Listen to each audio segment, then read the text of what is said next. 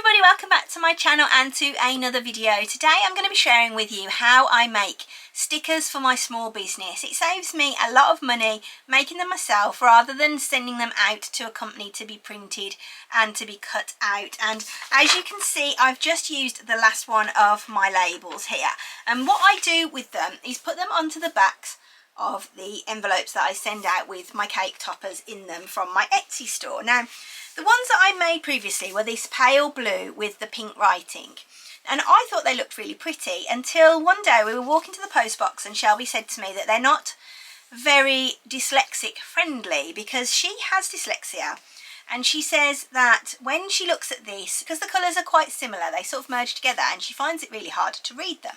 So I said to her, well, what about if we try doing a lemon yellow and a pink? Would that work? And she said, I think so, because when they use an overlay in college or school, if you are dyslexic, it does help. And Shelby uses buff coloured paper, which is very similar to the colour of the lemon that I'd like to use, and she writes all her work on buff coloured paper. So today we're going to make some more stickers for my small business. I'm going to show you exactly how I do it, the whole design process from start to finish. And then we're going to cut them out on the Cricut so that they are a kiss cut. So a kiss cut basically means this is a kiss cut sheet. So it means that I was able to just pull these label stickers off this backing paper. They're not die cut, so they're not individual stickers on the paper, and this makes them much easier to use as a business owner because I can just keep these in my little file thing here, and then I just pull this sheet out when I need it, and I just cut it and just pull off a stick out when I want it. So that's what we're going to do today. So let's get started and jump straight in. So these are stickers that I used before. I'm going to change the colours today for the reasons that I said in the intro. So let's just move these over and out the way. And I'm going to go from scratch with them to show you exactly how to make them. So let's just minimise that layers panel as well. So all you want to do is come over here to shapes. We're going to grab ourselves a rounded edged square. This comes out as a rectangle. So we're going to make it the size that we want. I can't actually remember the size I used for that. It's a little bit smaller. Let's make it the right size. Okay, that's there or thereabouts. So it's 4-ish centimetres square. Now the colour that I want to use today for the base colour is like this pale yellow here. I actually think that'll look quite nice. Let's grab some text. I'm going to write in our name.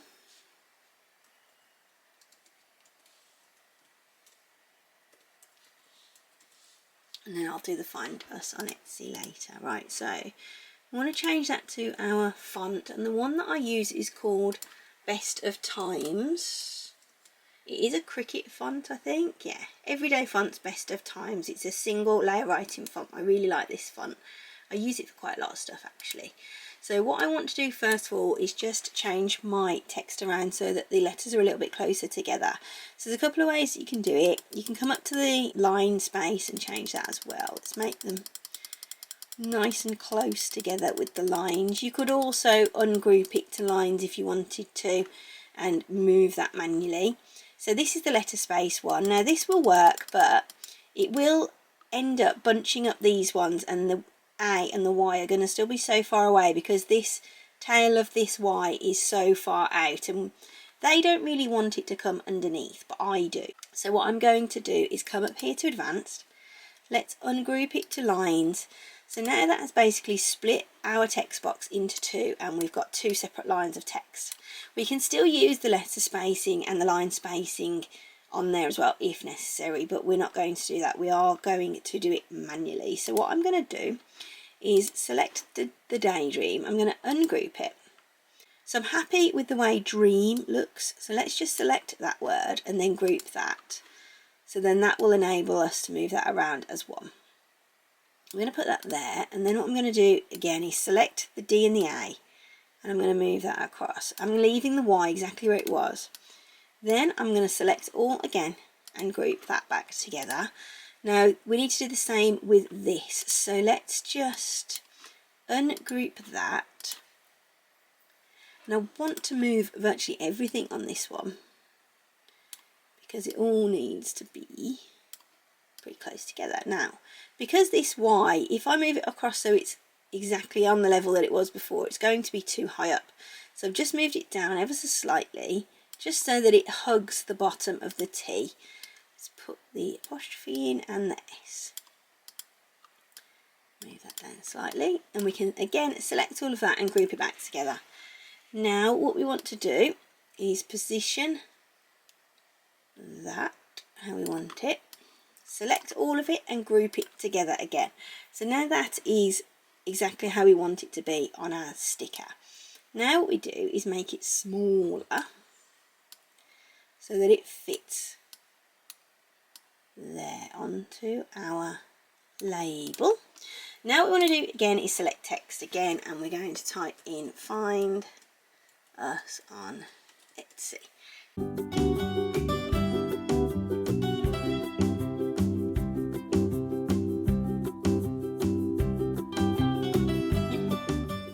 Alright, so that looks pretty good. Let's just, yeah, that's okay. Let's just zoom in, and we just want to check that we don't have any overlapping areas.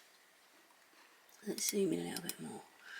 Alright, so you can see it's quite close to the edge where it will be cut. So let's just make that a tiny bit smaller there. I'm happy with that. What I'm going to do now is I'm going to press Command and I'm going to select both of those layers. Now you can see they're both selected because all of this is highlighted green in that layers panel, and what I'm going to do now is weld that together. You can unite it if you want to, or you can weld it. In fact, I might unite it today. Let's see how that works out. That's all good. So that's united. It shows us at the top there, but we can still make changes if necessary. Let's just collapse that box a touch. Then what I want to do is come over here and select my colour. Okay, so I'm just going to select a pink. There we go, that looks quite nice, doesn't it? Okay, so now we've got that how we want it to be. We can just reduce the size of it.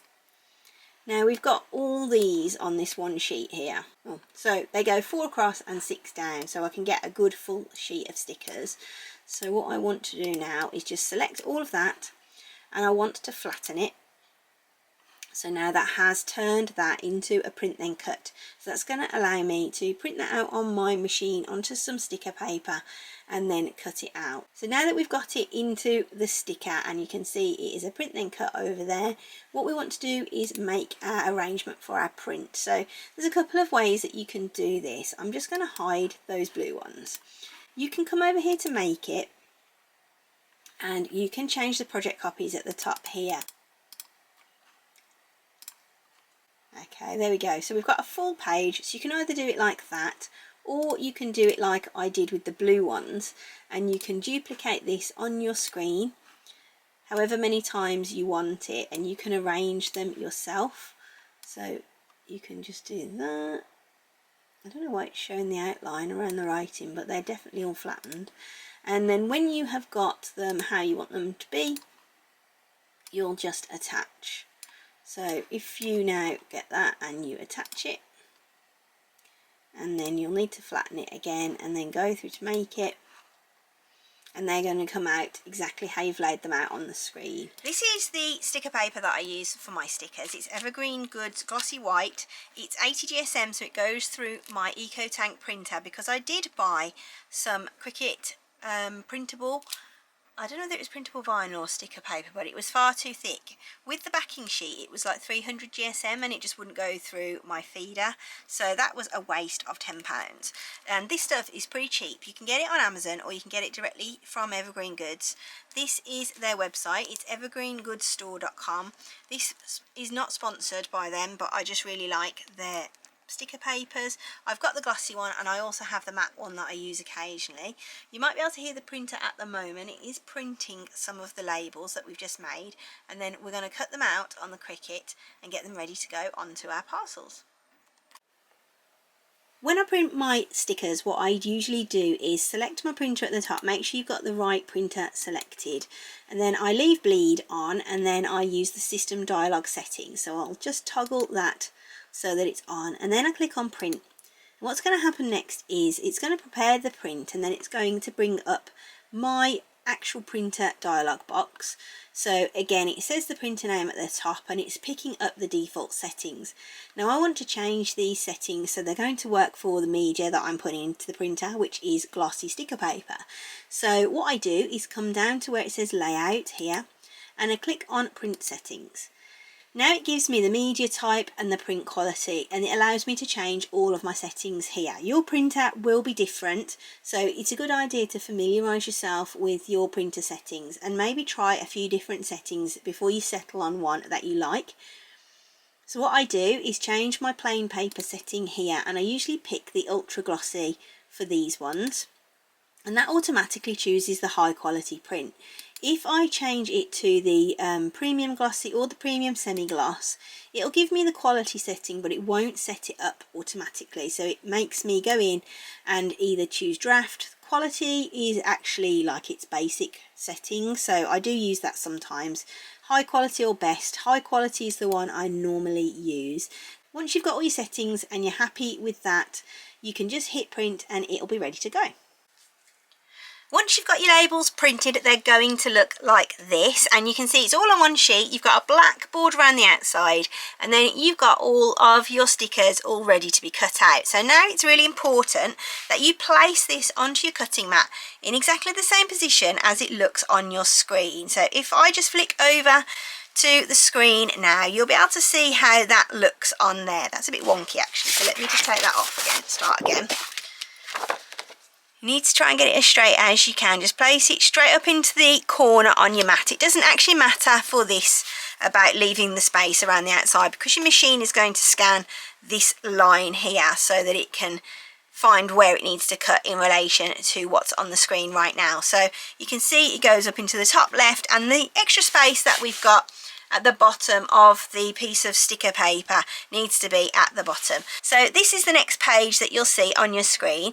This is where you're going to choose your base material. So basically, when we cut this, we want it to be a peelable sticker. So I'm going to choose vinyl here for my setting. Now the reason that I'm choosing vinyl is because if you think about it, when we cut vinyl on the Cricut, we're basically creating a kiss cut, because we are leaving the backing paper on and we're going to be cutting just the front of the sticker paper. So once that's set up, we can change our pressures here if we need to. I'm going to leave mine on default. You can set it to more or you can set it to less. If your blade is old, I would suggest setting it to more. If your blade's quite new, set it to less, or if you're happy just to leave it as default, leave it like that. Then all you want to do, pop it into your machine, hit go, and it's going to cut out for you. This cut has finished then, and I would always recommend that you check whether your cut has been successful before you eject your mat. So if you leave your mat in your machine like I have now, so you can see that insert mat button is still flashing and the Cricut button is actually static now. So that means that the machine is wanting me to eject this mat, but I'm not going to, because I'm going to check that this cut has actually worked. So apologies if this goes a bit wonky and wobbly. So I'm just going to try and just peel this up. I think I'm going to struggle to do it. All right, there we go. So that has peeled up perfectly. So that means that's done. If you find that your stickers are still a little bit stuck around the edges or they drag a little bit, what I would do is just hit this button again, and that's just going to show your machine that you want it to do another pass. So it'll go over everything again and do another cut, and then once that's done, it should be an absolutely perfect cut for you. So because I'm happy with the cut, I'm going to eject the mat just by pressing that button. Out it comes, and now I'm ready to use these in my small business. These are the stickers then that we've made. Shelby has given them the okay. They are brilliant for her. She said she can see it and it looks perfect to her, which is really good. I hope you found this video to be handy and really useful. If you have, I'd love to hear from you. Don't forget to drop me questions, comments, anything like that that you've got down below, and I will always try to respond to you where I can.